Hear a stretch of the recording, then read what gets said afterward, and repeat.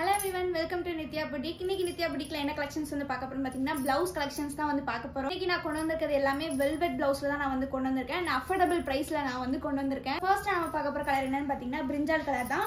அதாவது கத்திரிப்பூ கலர்னு சொல்வாங்கல்ல அந்த கலர் தான். blouse ஃபுல்லாமே நமக்கு வந்து velvetல தான் கொடுத்திருக்காங்க. and அங்கங்க வந்து sequence work வந்து போயிருக்கும். நெக்ஸ்டா பார்க்க போற blouse piece வந்து இந்த brown கலர் தான். பார்க்கவே அவ்வளவு அழகா இருக்குது. same pattern same design தான் வந்து கொடுத்திருக்காங்க.